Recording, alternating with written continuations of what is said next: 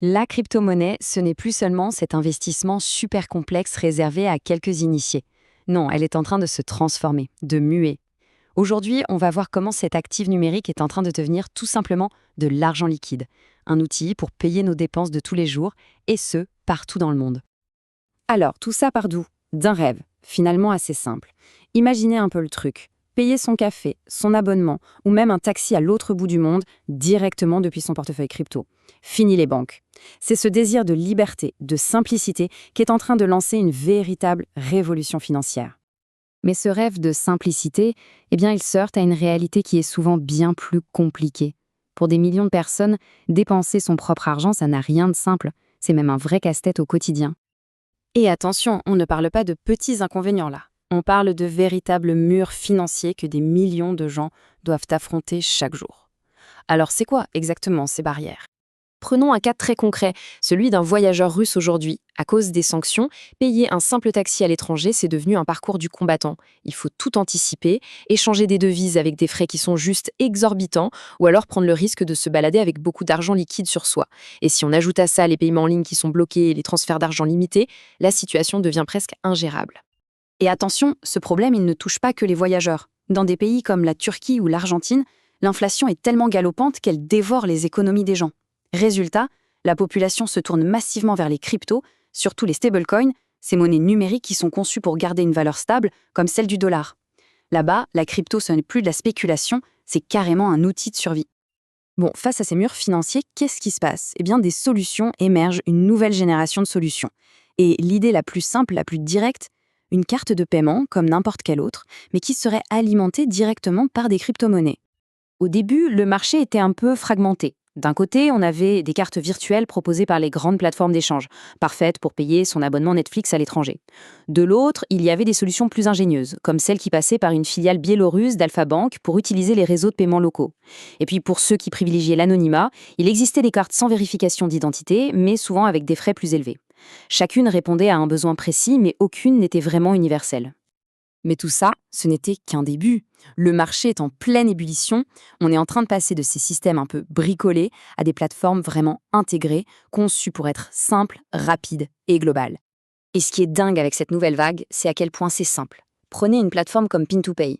Tout se passe directement dans Telegram. En quelques minutes à peine, sans même quitter sa messagerie, on peut générer une carte virtuelle, la recharger en crypto et l'utiliser instantanément, partout dans le monde.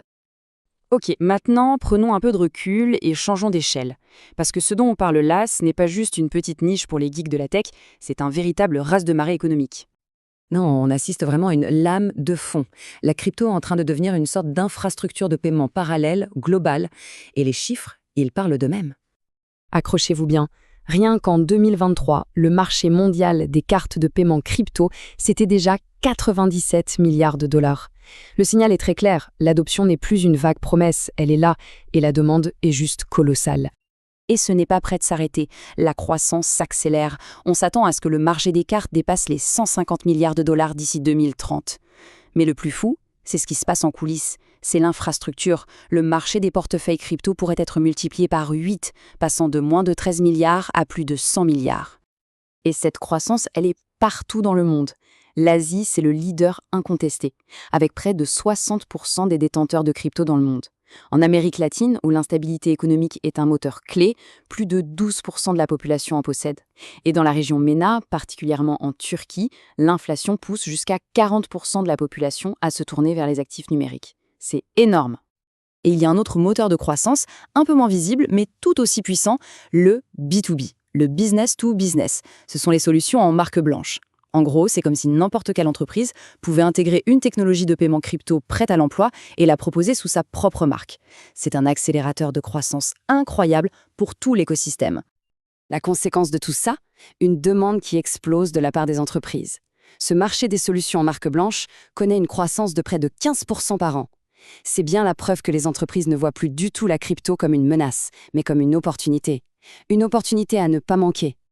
Mais toute cette croissance folle, toute cette course vers la simplicité, ça nous amène forcément à une question inévitable et qui va tout définir pour les suites. En fait, tout se résume à une tension fondamentale. D'un côté, on a la force des utilisateurs, qui réclament plus de liberté, plus d'accès, loin des banques traditionnelles. Et de l'autre, on a la force des États, qui cherchent à reprendre le contrôle. Comment? En imposant des licences, des règles de vérification d'identité, le fameux KYC/AML pour Know Your Customer et Anti-Money Laundering. Et parfois, ils n'hésitent pas à interdire purement et simplement certaines pratiques. Du coup, la question finale, elle est assez simple. Maintenant que la crypto devient du cash, du vrai argent liquide du quotidien, qui va écrire les règles du jeu? Est-ce que ce seront les millions d'utilisateurs qui la façonnent par leurs besoins de liberté ou les États qui cherchent à la contrôler? L'avenir des paiements mondiaux se joue là, maintenant, à la croisée de ces deux chemins.